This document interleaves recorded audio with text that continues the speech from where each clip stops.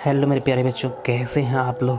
चलिए आप लोगों को आज हम क्वेश्चन बैंक के बारे में बात करते हैं, जो कि क्वेश्चन बैंक से प्रश्न बार बार जो हर एक वर्ष प्रश्न को पूछा गया है।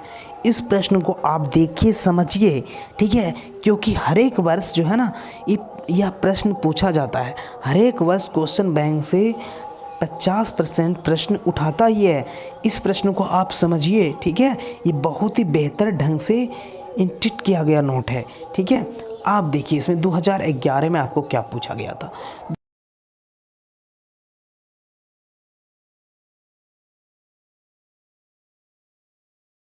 में हाइड्रोजन था ऑक्सीजन के परमाणु संख्या का अनुपात, ये आपका 2:1 हो जाएगा।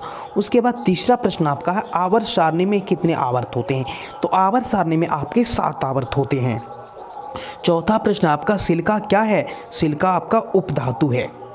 -OH का क्रियाशील मूलक, तो ये आपका अल्कोहल हो जाएगा। उसके बाद आपका छठा नंबर देखिए क्या है, प्रकृति में ऑक्सीजन का संतुलन कैसे बना रहता है। तो प्राकृतिक में ऑक्सीजन का संतुलन प्रकाश संश्लेषण के द्वारा बना रहता है। सातवां प्रश्न आपका, पौधों में श्वसन क्रिया के अंतर्गत ATP के टूटने से कितनी ऊर्जा मुक्त होती है। तो ATP के टूटने से 350 जूल मोल, ठीक है, उसकी प्रति मोल। उसके बाद आठवां प्रश्न आपका, मानव हृदय में कितने कोष्ठ होते हैं। तो मानव हृदय जो है ना, ये आपका 4 कोष्ठीय होता है। उसके बाद मानव हृदय का औसतन परकुचन दाब कितनी होती है। तो 120 mmHg। उसके बाद आपका नेक्स्ट प्रश्न आता है 10 नंबर, ठीक है, पौधे में वाष्पोत्सर्जन किस भाग में होता है। तो यह भाग होता है पत्तों में होता है। उसके बाद 11 नंबर आपका प्रश्न आता है, कृत्रिम वृक्क अपशिष्ट उत्पादों को रुधिर से अपोहन द्वारा पृथक करता है, किसमें, नाइट्रोजन में। उसके बाद 12 नंबर आपका प्रश्न आता है, हाइड्रोजन में प्रजनन की विधि होती है। तो हाइड्रोजन में प्रजनन की कौन सी विधि है, ये आपका हो जाएगा मुकुलन विधि। 13 नंबर आपका प्रश्न है, किस माध्यम के आवर्तनांक का मान म्यू बराबर क्या होता है। तो ये हो जाएगा साइन आपका साइन I बटा साइन R, ठीक है, साइन I बटा साइन R। उसी प्रकार से आपका नेक्स्ट प्रश्न आता है, दाढ़ी बनाने में कौन सा दर्पण अवतल, क्योंकि इसमें कोई भी वस्तु का बड़ा प्रतिबिंब बनता है तो दाढ़ी बड़ा बड़ा दिखता है, इसलिए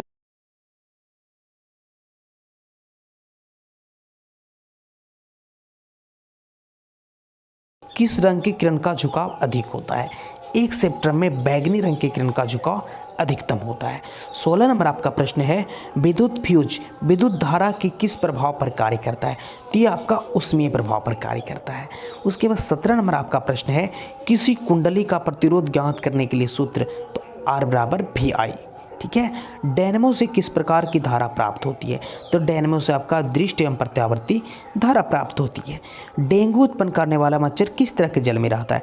तो ये आपका साफ जल में रहता है, ठीक है। उसके बाद आपका 20 नंबर प्रश्न है, निम्नलिखित में कौन सा ईंधन का स्रोत नहीं है। तो ये हो जाएगा नाभिकीय ऊर्जा, ठीक है।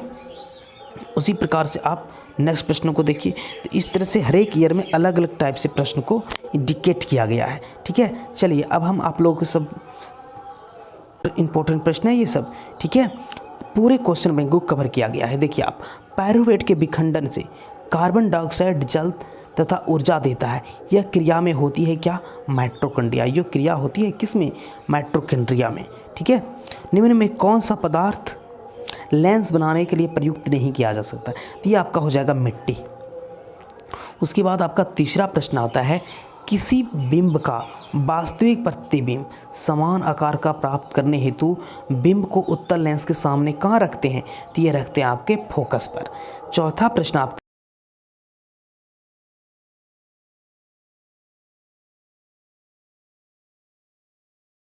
सेंटीमीटर, ठीक है। देखिए आपका 5 नंबर प्रश्न है, लोहे की परमाणु संख्या। तो ये आपका 26 हो जाएगा। लोहे, सोडियम, इस सब का परमाणु संख्या याद रखिएगा, ठीक है।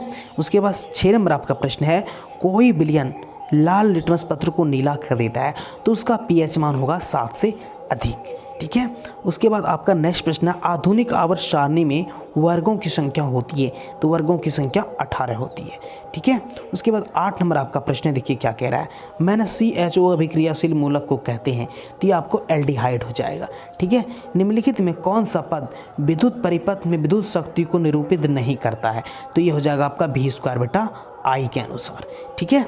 उसके बाद विद्युत धारा उत्पन्न करने की युक्ति को क्या कहते हैं, तो ये आपका विद्युत जनित्र हो जाएगा।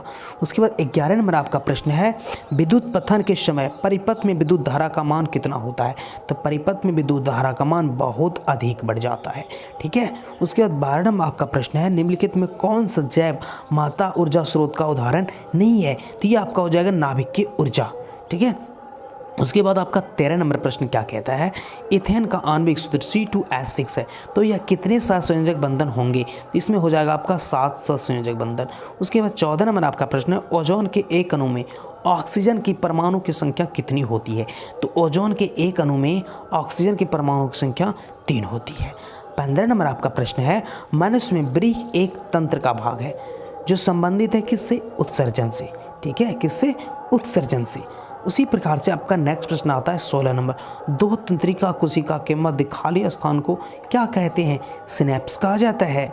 17 नंबर आपका प्रश्न है, पराग कोश में होते हैं, तो पराग कोश में होते हैं परागकण। ठीक है। 18 नंबर आपका